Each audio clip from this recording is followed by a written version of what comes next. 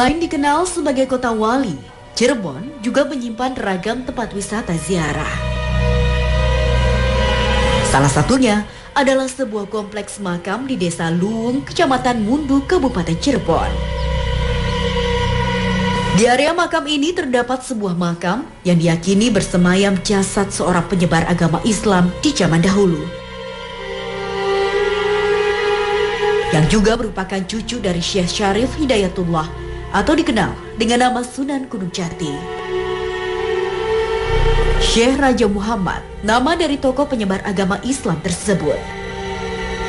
Masyarakat setempat juga mengenalnya dengan julukan Pangeran Luhung.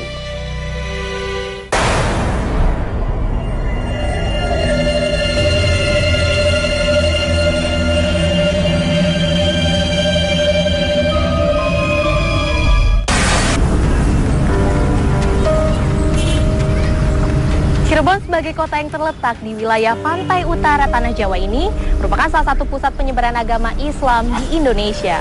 Terbukti dari banyaknya peninggalan dan juga wisata ziarah yang dapat dikunjungi di wilayah ini. Kali ini saya akan mencoba menelusuri lebih dalam lagi mengenai sejarah dari jejak penyebaran agama Islam yang berada di kota yang dikenal sebagai kota para wali ini.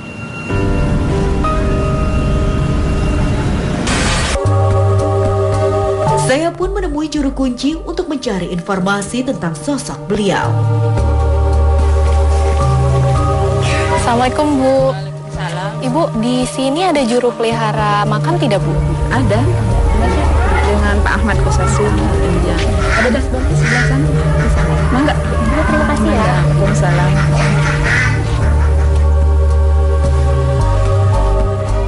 Assalamualaikum Bapak, saya Lisa. Bapak dengan siapa? Raden Ahmad Kosasi. Bapak di sini sebagai apa, Pak? Sebagai juru pemelihara Syekh Raja Muhammad. Pemelihara makam dari Syekh Raja Muhammad. Beliau itu siapa, Pak? Itu adalah mereka wali Allah Habibullah yang merupakan cucunya Syekh Syarif Hidayatullah. Itu menurut sejarah. Ya, berarti ada sejarahnya ya, Pak ya? Iya, ada sejarahnya. Ya, itu bagaimana, Pak? Sejarahnya dari beliau sendiri, Pak. Oh, dari sejarah Syekh Raja Muhammad itu menurut para ulama besar, para kiai, para habaib, itu merupakan wali Allah Habibullah. Beliau adalah cucunya Syekh Syarif Hidayatullah, itu dari Dewi Kaunganten. Jadi Syekh Syarif Hidayatullah kawin dengan Dewi Kaunganten, punya anak dua, Pangeran Sapakingging dan Ratu Inaon.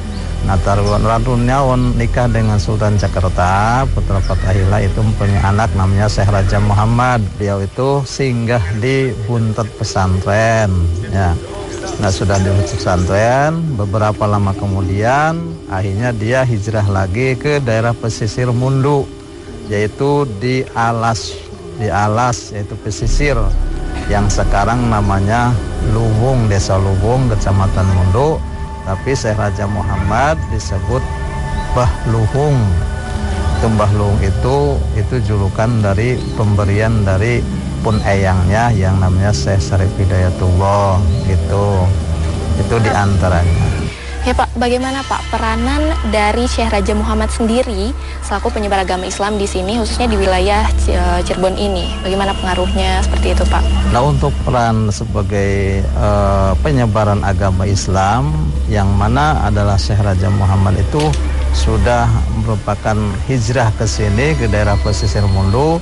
Kemudian beliau itu membuat suatu padepokan. Ya dulu namanya padepokan dan sekarang mungkin pesantren ya namanya di sini. Nah, kemudian menyebarkan Islam di sini alhamdulillah dengan jerih payahnya Syekh Raja Muhammad. Kemudian pada waktu itu masih masyarakatnya kebanyakan menganut agama-agama Hindu Buddha. Nah, alhamdulillah dengan kedatangan Syekh Raja Muhammad, akhirnya wilayah Mundu itu merupakan siar agama Islamnya maju, nyatu. Itu pengaruhnya gimana? Karena beliau itu mempunyai karamatnya yang besar, barokahnya yang besar di antara menurut riwayat dari para ulama, para kiai. Bapak, saya bisa melihat dari makamnya Syekh Raja Muhammad? Bisa. Ayo, ya.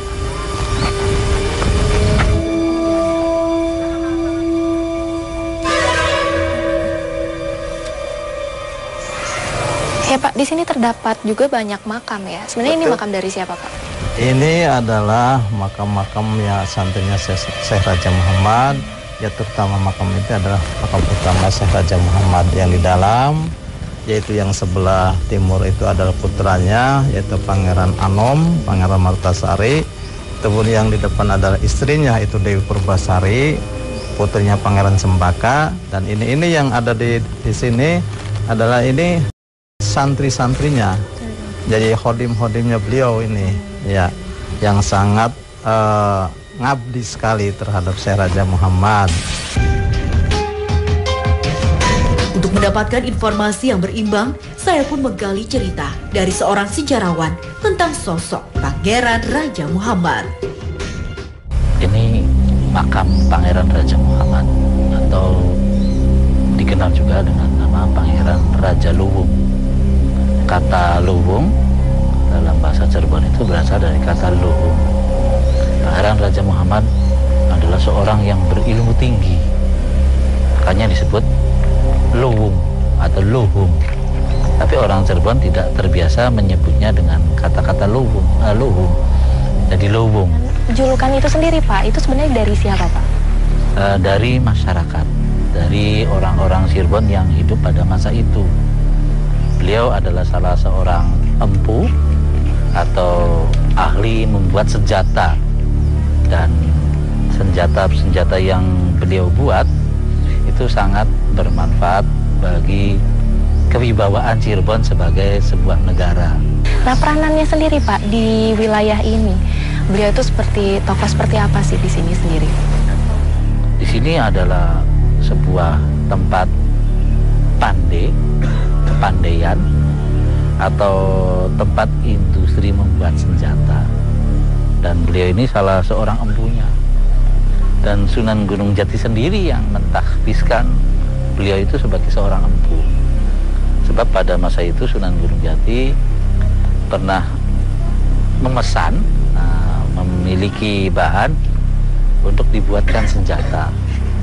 Dan pada masa itu Pangeran Raja Muhammad membuatkannya dengan begitu serius, hingga ketika memberikan hasilnya kepada Sunan Gunung Jati, Sunan Gunung Jati itu mengakui bahwa kamu memang keahliannya di bidang ini. Nah, keterkaitannya sendiri Pak dengan Sunan Gunung Jati itu seperti apa Pak? Beliau adalah salah satu cucu dari Sunan Gunung Jati, dan beliau adalah satu-satunya cucu Sunan Gunung Jati yang memiliki profesi sebagai ahli membuat senjata. Ya. Nah, pengaruhnya sendiri Pak, beliau menyebarkan agama Islam di sini itu seperti apa Pak di wilayah ini sendiri? Wilayah ini sebelum beliau itu ada tokoh lain, itu namanya Pangeran Brataklana. Itu putra dari Sunan Gunung Jati. Ini uak dari beliau.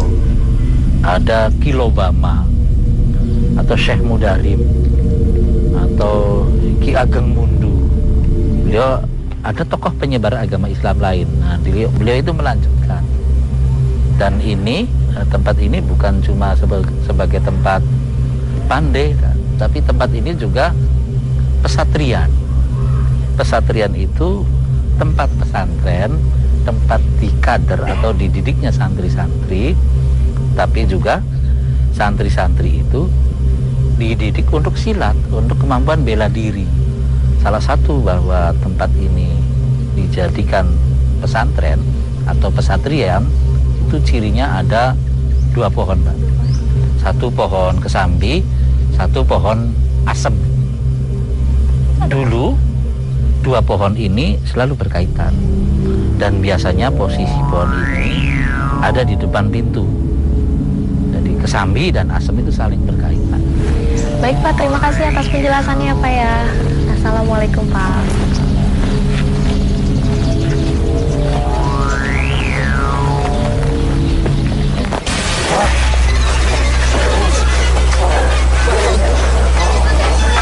Tetap di 2 Dunia. Dan beliau ini salah seorang empunya. Dan Sunan Gunung Jati sendiri yang mentahbiskan beliau itu sebagai seorang empu. Sebab pada masa itu Sunan Gunung Jati pernah memesan, memiliki bahan untuk dibuatkan senjata.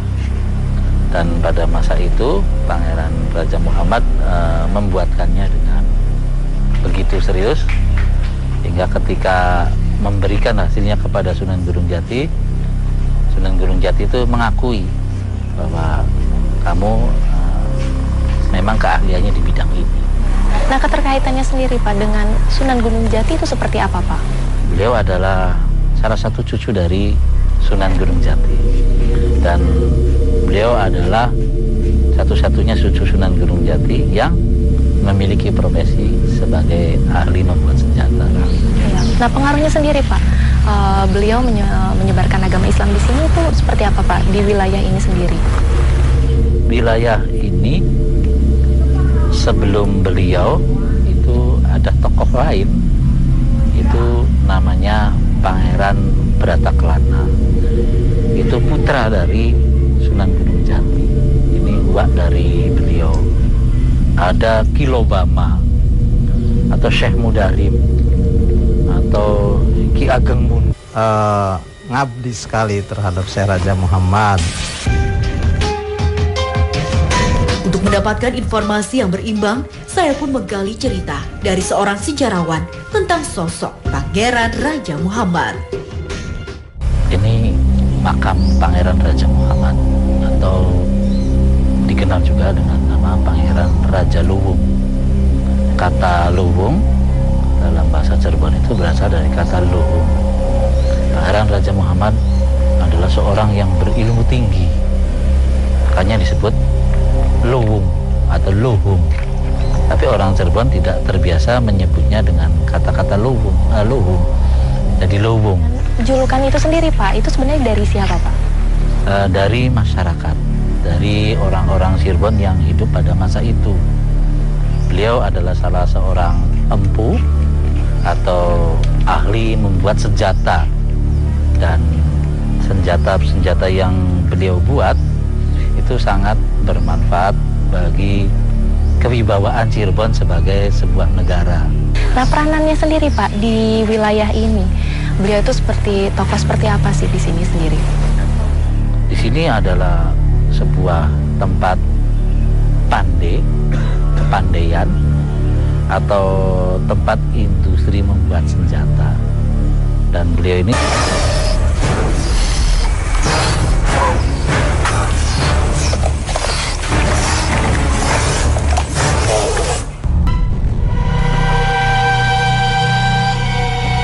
Selain dikenal sebagai kota wali, Cirebon juga menyimpan ragam tempat wisata ziarah.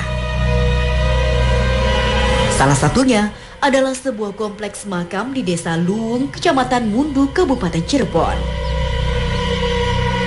Di area makam ini terdapat sebuah makam yang diyakini bersemayam jasad seorang penyebar agama Islam di zaman dahulu, yang juga merupakan cucu dari Syekh Syarif Hidayatullah atau dikenal dengan nama Sunan Gunung Jati.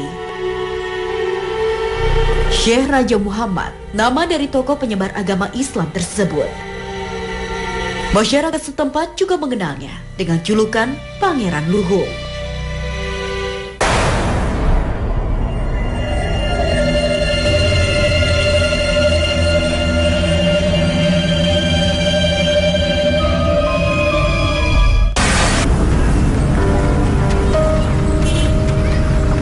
Cirebon sebagai kota yang terletak di wilayah pantai utara Tanah Jawa ini merupakan salah satu pusat penyebaran agama Islam di Indonesia. Terbukti dari banyaknya peninggalan dan juga wisata ziarah yang dapat dikunjungi di wilayah ini.